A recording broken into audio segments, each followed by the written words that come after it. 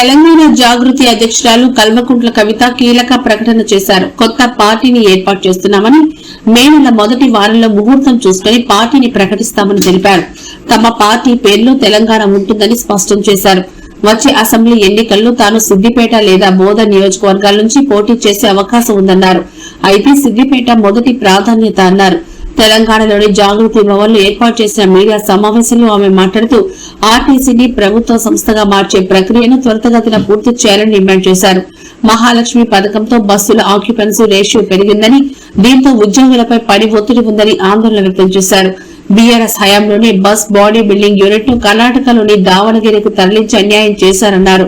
స్వయంగా మహిళలు అసలు ఉచిత బస్సు పథకం ఎందుకు పెట్టారని ప్రశ్నిస్తున్నారని కవిత తెలిపారు.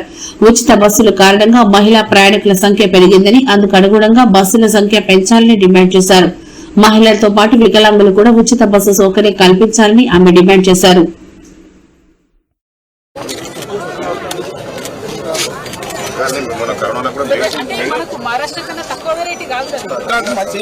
ఇక మేము జనం బాటలో తిరిగిన మామూలుగా పొద్దునుండి సాయంత్రం వరకు మాకు మహిళలు ఇంటరాక్ట్ అయ్యేటటువంటి వాళ్ళు చెప్తున్నది ఒకటే మాట, అసలు ఎవరి కోసం పెట్టిండ్రు ఫ్రీ బస్సు, ఎందుకోసం పెట్టిండ్రు, మాకు ఆత్మగౌరవం లేకుండా చేస్తున్నారు, మాకు ఇబ్బంది కలుగుతున్నది, ఈ ఫ్రీ బస్సు పెడితే బస్సుల సంఖ్య పెంచండి అని మహిళలు ఒక పక్క మాట్లాడుతున్నారు.